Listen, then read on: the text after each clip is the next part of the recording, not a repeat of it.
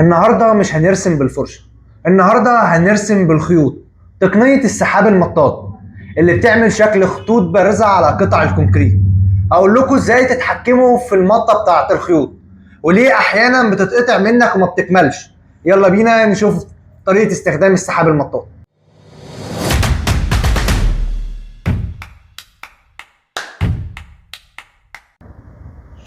ازيكم يا جماعه؟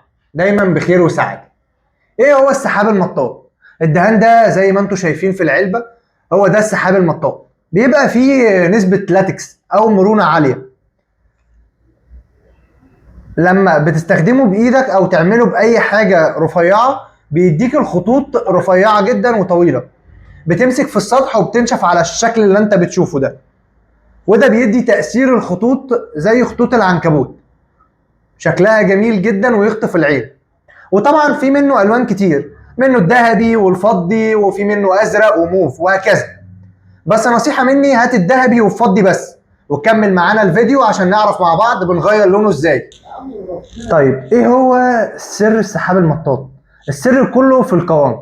لو الدهان تقيل زياده الخيط هيطلع تخين وشكله مش حلو، ولو خفيف زياده هيتقطع معاك ومش هيمط معاك كويس.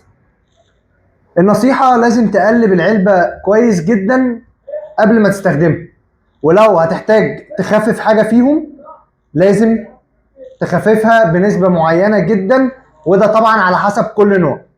معلومة يا جماعة، لو جبتوا السحاب المطاط وطلع خفيف معاكم، خفيف معاكم ازاي؟ يعني ما بيمطش معانا كده، يعني ده كده بيقطع معانا عكس ده. بصوا ده المطة بتاعته اشد ازاي. تمام، مع العلم العلبتين من نفس النوع ونفس الشركه،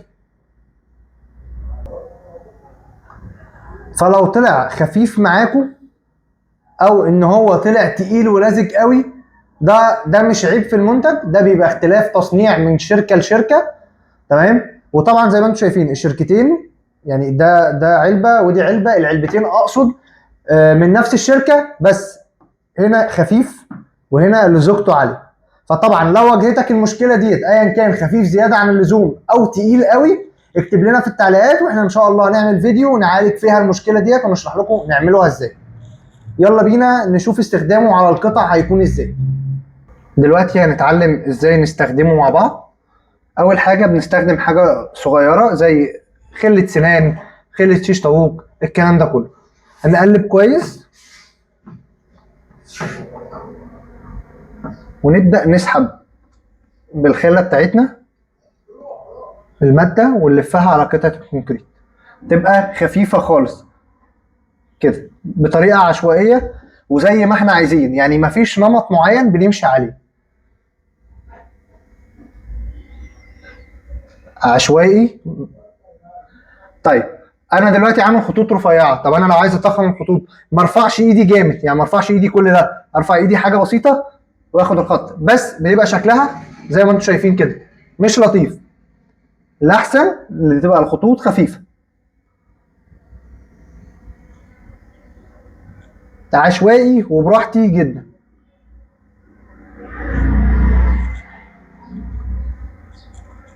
طبعا ما نجيبش ايدينا جنبيه، بصوا كده ما نجيبش ايدينا جنبيه عشان ما يلزقش ويعمل، بصوا شايفين عمل ازاي، ولا نجيب ايدينا جنبيه ولا نحط عليه طبقه حمايه ولا ورنيش ولا اي حاجه خالص. دلوقتي سيبه ينشف تماما، وممكن بعد كده نحط عليه طبقه ورنيش، مفيش مشكله خالص.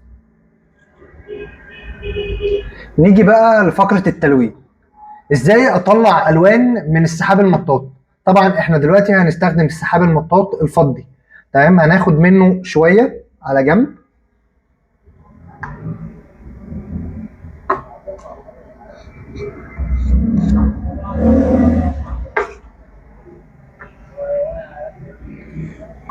وهنستخدم مركزات الالوان.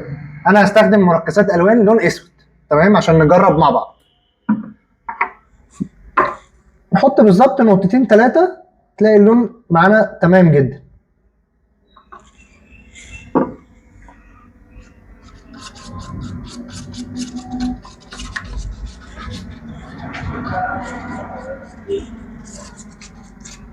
زي ما انتم شايفين بقى معايا سحاب مطاط اسود. وطبعا الطريقه ديت اقدر اعملها في كل الالوان اللي انا عايز اعملها.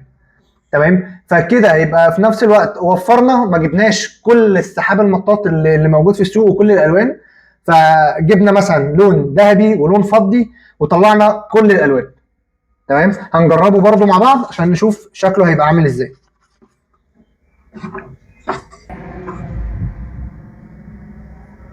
زي ما انتم شايفين كده بقى معايا سحاب مطاط اسود، وبالطريقه دي كده نكون عملنا كل الالوان بتكلفه اقل بكتير.